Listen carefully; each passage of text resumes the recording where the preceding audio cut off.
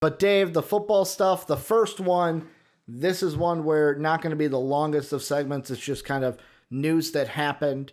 We're going to have to wait and see what happens with this. But the Texans finally get their guy to be the GM. So basically, Nick Caserio, who is he was the GM or the front office man with the Patriots. Not the GM, because it's Belichick. But he was working with the front office with the Patriots. Apparently, the Texans wanted to hire him last year. And the Patriots, there was a clause in his contract where the Patriots could say, no, fuck that. You're not leaving. You're staying with us. Apparently, that's why Bill O'Brien got the executive role, which ultimately got him fired. But the clause in Caserio's contract was not there this year. So they get their guy. Dave, we could ask, is this the right move? This the wrong move? We're never going to know until things actually happen. But the thing I do want to ask you is, I want you to go into the shoes of Nick Caserio, because there's a big decision he's going to have to make. Day 1, day 2, maybe week 1, week 2. And that's J.J. Watt, where many people are thinking, because of his contract not being guaranteed for the last year, they're just going to cut him. He's going to have his pick of where to go. If you are Nick Caserio, are you coming in and going, all right, we're going to cut you. It doesn't hurt us. You get a chance of where you're going to go. Or do you walk into, you call JJ into your office, you go, hey, JJ, put down a list of teams you're interested in. I'm willing and letting you go, but I want to get something back for you and try to recoup something, because I've got nothing to work with in the draft. I need a pick or something for you. Yeah, I don't think that anyone's going to give them that, because they all know the situation. Okay. No one's going to pay a high draft pick for 1 year of J.J. Watt at age 30. Check his age. I'll fact check it. I'm just kind of guessing 30. I don't actually know how old that man is. He's been doing it for a while, though. He's one of the best. He is 31. He will be 32 in March. Yeah, not a fucking chance that they get back a top round. No. You cut him, you save yourself $17 million, because you need as much help on that roster as possible. You got to fill out multiple positions without draft picks, like Ricky said. This is going to be a tough situation. Someone had to take this job. It was obviously one of the least attractive jobs because of their lack of draft picks going forward, because Bill O'Brien's a fucking genius, giving away picks left and right for talent that did not deserve it. So big contracts are also one of the problems. That's why I think that this is, again, $17 million goes a long way towards filling out that roster. So get Deshaun some help. Get that boy some offensive line help. Fill in some holes in the defense. You don't need to have one of the most legendary pass rushers in the NFL on your team, because clearly it didn't work for you this year. You still fucking sucked on defense. Yeah. You couldn't stop a goddamn nosebleed out there. So the price tag, not worth it anymore. I hate to say it.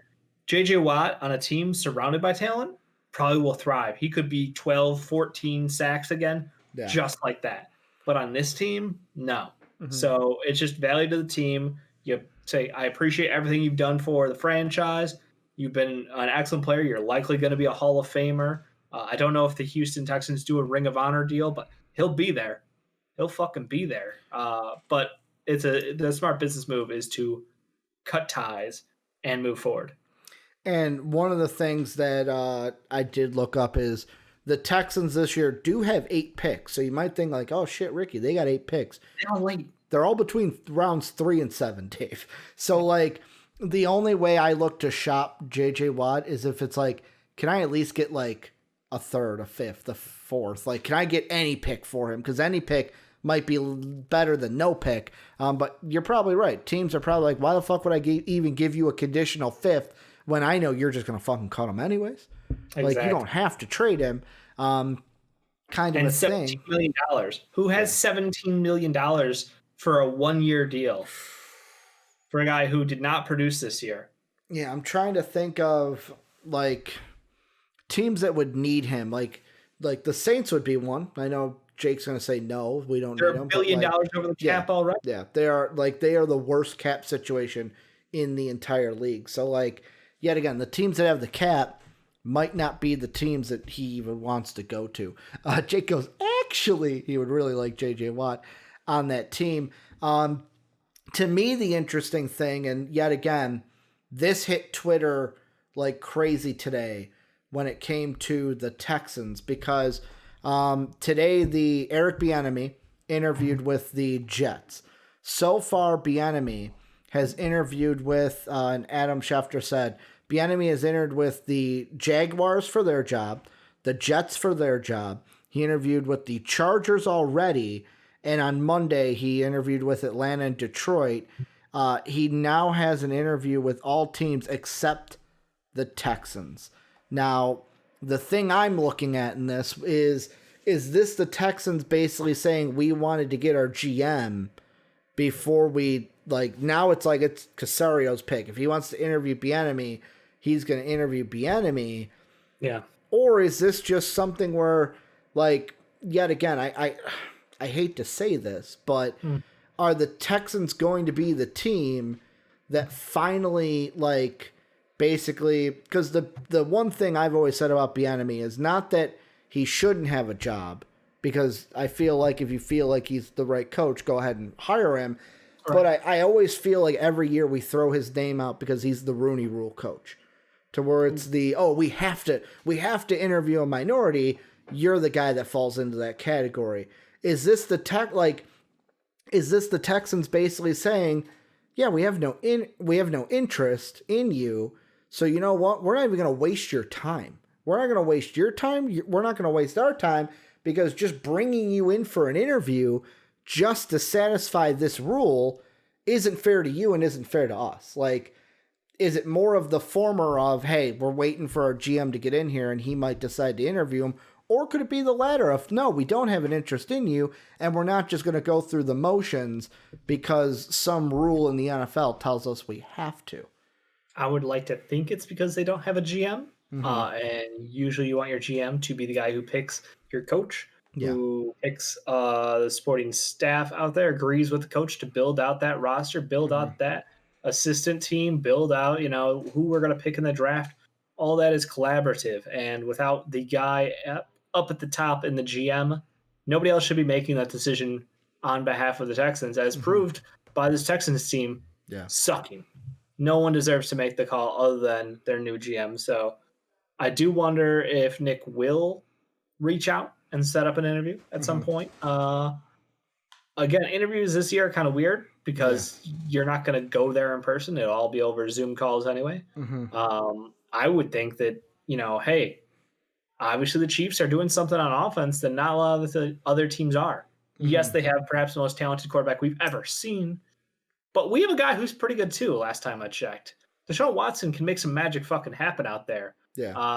So what would it be like if we had a creative offensive mind to work with that, and maybe that would help us? Maybe. I mean, in my mind, that's the only thing of course, if they're choosing not to interview him because they don't think that he's a good fit, I would love to understand that reasoning. I can't, but I love to try to understand where they're coming from. Can I make a bold prediction here? Sure. Urban Meyer is going to be the head coach of the Texans. What? Reason why I say that is, so I'm looking at a tweet here, and it isn't even the Texans, it's the Chargers. And basically it says, Chargers requested interviews so far.